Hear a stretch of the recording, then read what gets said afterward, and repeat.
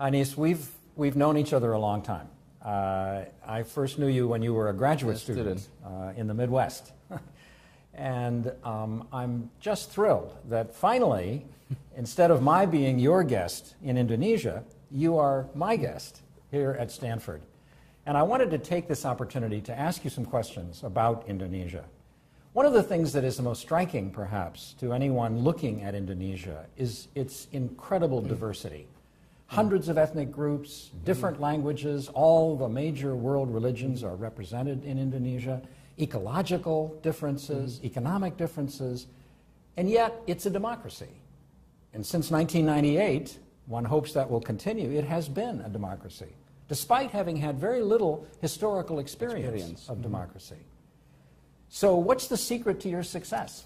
Yeah, well, first of all, thank you. I really enjoyed being at Stanford here. Now, with regard to democracy in Indonesia, yes, it started in '98, and it has been years since then. But the foundations of that democracy was built long before '98. You mentioned earlier about the extreme diversity. Democracy requires some common ground to glue these nations together. Right. Otherwise, it won't function. Right. Now, Indonesia had its independence in 1945.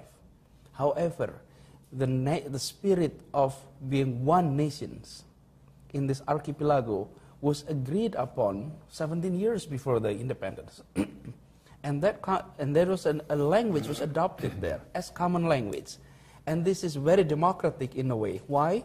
Because the language that was chosen as common language was not the language of the majority. It was the lingua franca of the archipelago, adopted as the national language. And I think it helps to create the feeling that this is one nation. And on top of that, right after independence, democracy requires equality. Right after independence, we had more than 120 small kingdoms and sultanates. And Indonesia decided to abolish the aristocracy systems that was there and created a very egalitarian foundations that 5 decades later, when formal democracy was adopted as a system, the foundations is already there. The feeling of unity. Let me interrupt you. Sure. Let me go back to the first point you made. If I understood you correctly, you were suggesting that if a majority language had been made the national language, the minorities who didn't speak it would have revolted and maybe even destroyed Indonesia. Is that the point you're trying to make? That this small group, I guess these were the East Coast Malays, right, that spoke Malay, which became the basis for Indonesian, that they were too small to threaten the state? That's one, but also the fact that the majority understood that the language, that's the language of the minority, has become the lingua franca. Yeah. And willingness to adopt that is, I think, create the sort of legacy that we can agree upon something that may not be the interest of the large portion of the society. And that is a very important experience. Yeah. And that was done prior to the presence of a state. And that was more of a civil society thing. And I think this is also the other reasons why our Indonesian democracy is consolidating now, and I hope it will continue, is it has this vibrant civil society.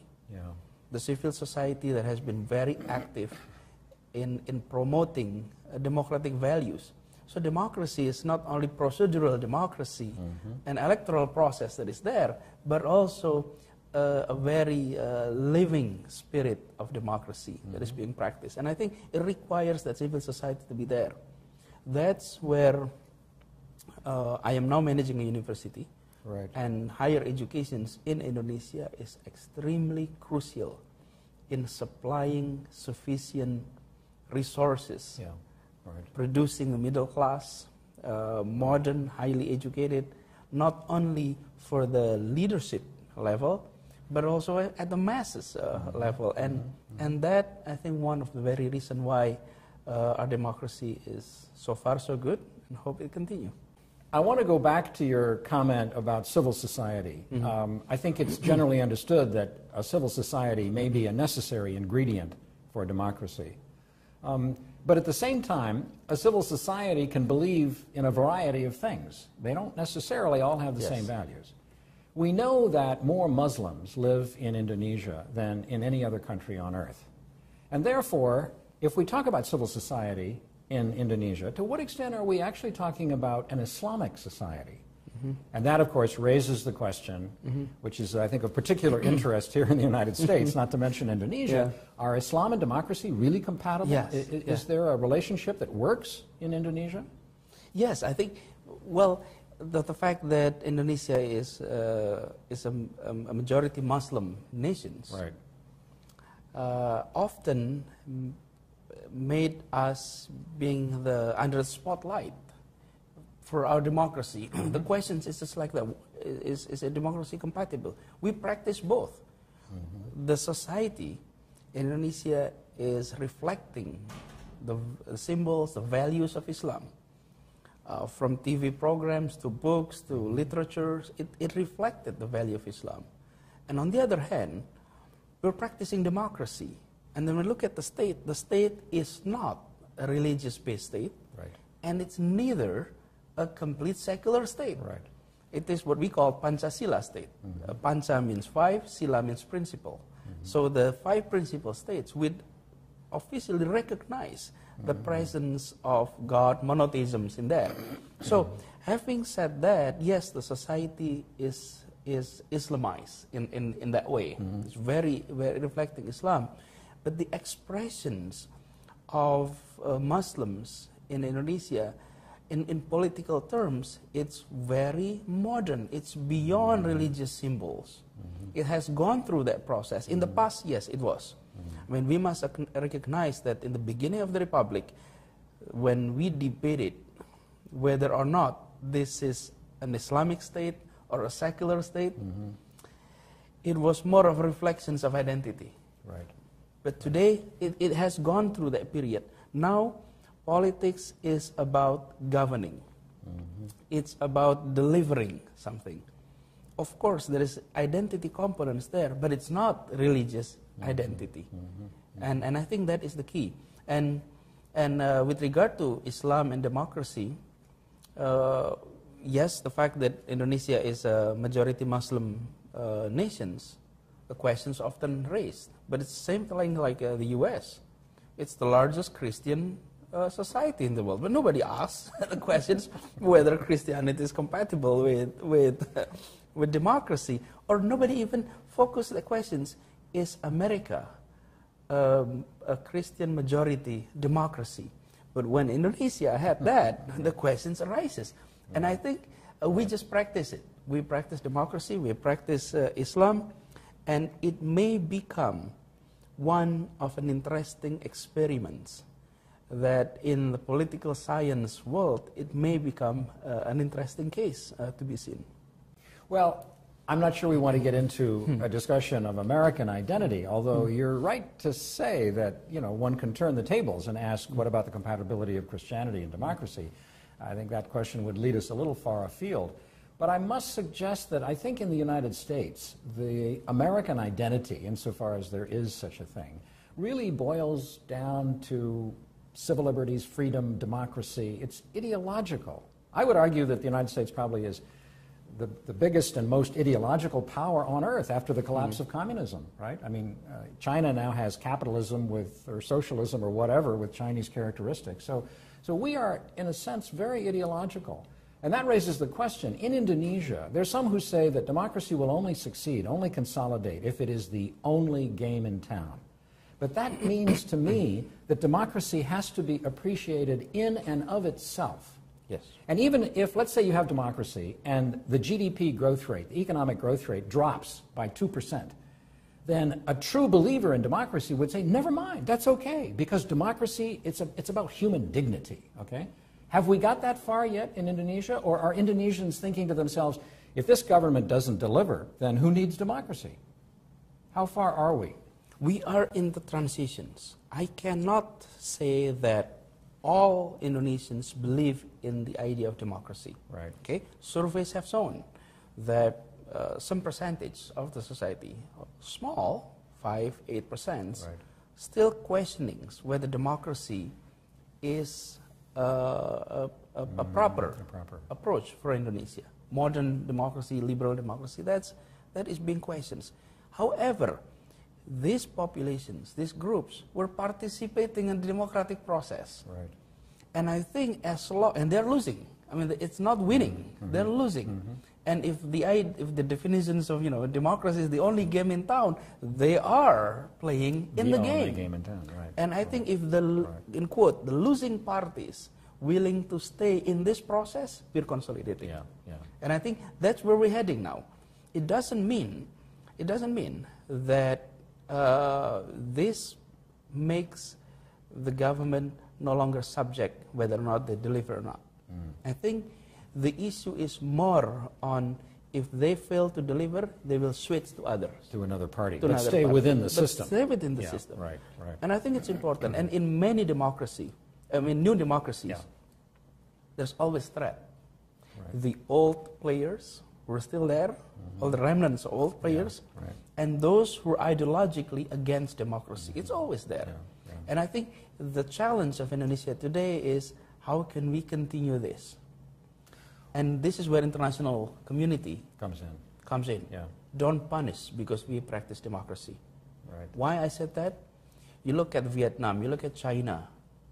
Their economic development is there. Certainty is there. You invest a lot. You go there and practice. Why? Because there is policy certainty. Well, that's giving incentive to non-democracy.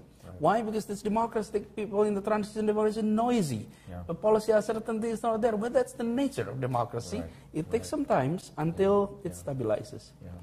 No, that point is very well taken. I mean, I confess that there are some, perhaps, especially in the business community, that might value predictability, frankly, above democracy. I mean, I would understand from their point of view, knowing that there won't be a strike next week, and maybe even knowing who's going to be elected so they know who to deal with, right? That matters a lot. But I want to return to the fact which you alluded to briefly, which is that you are the president of one of the most, in my judgment, innovative universities in Indonesia, Paramadina University. And we talked about civil society. In a way, one might suggest that you are in the process of helping to enrich and create and deepen and educate civil society. So here's the question I want to ask you. Now, this might surprise you, but what is the biggest problem you face as the president of Paramadina University in doing the job you want to do? There's two things here. Number one is with regard to student body. Right. The challenge in many developing countries, not only Indonesia, many developing countries, universities serve as escalator for people from all levels, in the lower level of the society, the lower socioeconomic level, to move up the ladder through higher education. So education serves that. And in Indonesia, it has served it well for the past 3-4 decades. All of us, the educated of Indonesia, will never play the role that we're playing without the higher educations that we got. So it was very instrumental. The problem today is that the cost of education, especially higher education, has risen a lot. And that made us in a situations where if higher education help to form future middle class, and today's middle class of Indonesia was formed from the lower class of Indonesia of the past.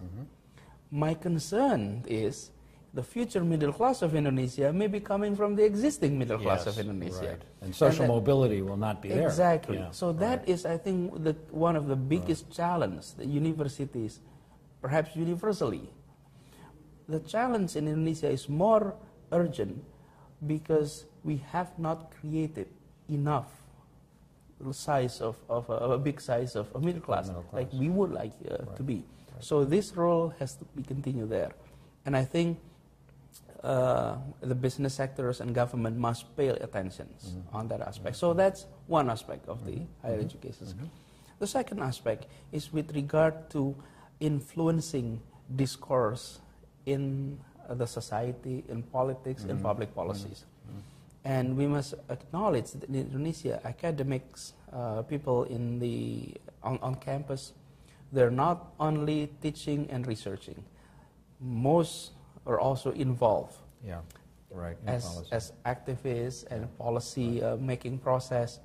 And I think this is where one of the strengths of many universities were actually there. And this is also another challenge. We must continue to be able to color the policy making process, the discourse, including with regard to democracy, respect to diversity. And all of this is being cooked in the universities, this process, and the society benefiting from that. Do you sometimes feel, though, I mean, you're portraying an optimistic picture, and perhaps it's necessary to be an optimist in order to get things done. If you don't think it's going to work out, why bother? But I'm wondering if you may exaggerate the extent to which an intellectual elite can effectively lead a country, because I remember in the authoritarian days of President Suharto, there was something called the Berkeley Mafia. Now, in my judgment, they were well-meaning and talented, and actually they did a very good job, in my opinion, on the Indonesian economy.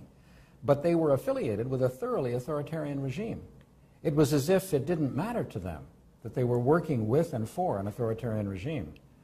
I wonder about the reliability of intellectuals. I think it was William Buckley, an American right-wing commentator, who said years ago that he would rather be ruled by 100 names drawn at random from a Boston phone book than by the entire Harvard faculty. Do you feel that way about intellectuals in politics? Well, I think politics is rather different in the sense that intellectuals is often having more burden when they enter politics compared to non-intellectuals. If your background is a businessman or a lawyer, you're not being viewed as you have to maintain the neutrality, the academic integrity, objectivity. And I think in the academic world, of course, if we make mistake, we revise the hypothesis. And then we work on it again. But in the policy area, if you make mistake, it costs your politics, it costs your future. And I think whether or not, say, in Indonesia, nowadays, intellectual scholars were willing to sort of participate in political process, yes, they're willing. And Indonesia today is no longer an authoritarian regime. So in the past, the options that was sort of presented to many of the scholars is being inside the regime and participate, or you're outside and being a researcher. And many who actually decided to be outside the regime continue teaching research.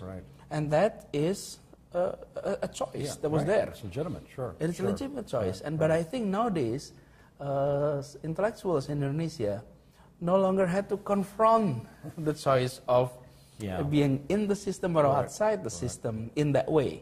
That is conflicting. Because it is a democracy. It is a democracy. And that's, I think, the privilege. Well, that raises a related question. I mean, you have been selected, congratulations, as an international visitor, international scholar at the Humanities Center. Now, if we look at the humanities in Indonesia, and compare it, let's say, with engineering, supposedly, quote-unquote, more practical disciplines, would you say that Indonesia can do without the humanities? That, what we really need is to build roads, our ports need improvement, infrastructure, hard science, architects, and so forth, and we really don't need, poetry, right? Would you argue that, or would you argue there is a role for the humanities? And if so, what is that role in Indonesia? I think so. There is a big role to play in the humanities. Yes, we do need these hard science departments to grow, enroll more students, produce more engineers, because the country needs them badly. And objectively, we need them. I think we need to enlarge that. The humanities, the study of humanities is there. And I think this is the challenge for anybody studying humanities in Indonesia. We have learned that humanities, social science that we learn today is mostly result of experience of social transformations taking place in Europe or in North America. And scholars have been able to convert those experiences into modern social science using modern social science language. Therefore, it becomes universal. Like modernization theory, many of this theory. Right. Now, the challenge, I think Indonesia and many other nations, Indonesia is a very unique case because of its diversity, have gone through transformations, changes, and we do not have enough scholars that are able to convert those experiences into modern social science language that is understood universally, and also this is a knowledge that can help people to understand what is taking place. Look, a few years ago, conflicts was there in Indonesia. Today, it's absence. There's a lot to be learned. Well, maybe not completely absent. Not completely, but many of these, especially communal. This, you know, from central to local government, there is often an issue. But communal conflicts is very much down. But there's a lot of things to be learned from there. The challenge is we don't have enough scholars to actually undergoing research and be able to convert that. Peace-making process.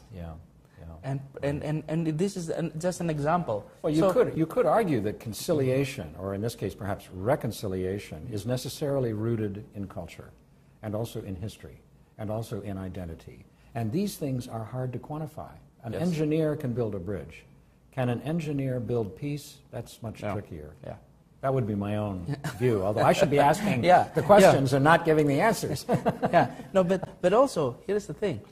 We have been, I mean, if you look at the history of the nations, it's been led by people of humanities background. And yes, Sukarno is an engineer, but if you look at the writings, you look at the you know, how he viewed things, it was much, the creativity is there, the imagination is there, and it was rooted more on his reading on humanities and social science instead of his reading on engineering, for instance.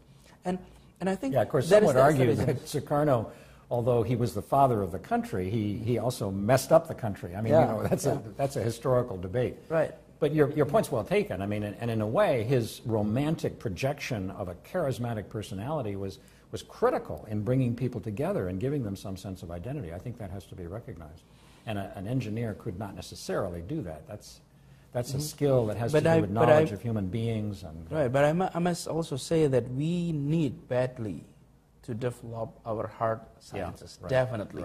So, yes, the humanity is there, it's rooted strongly, we have quite a good stock. We also need to develop.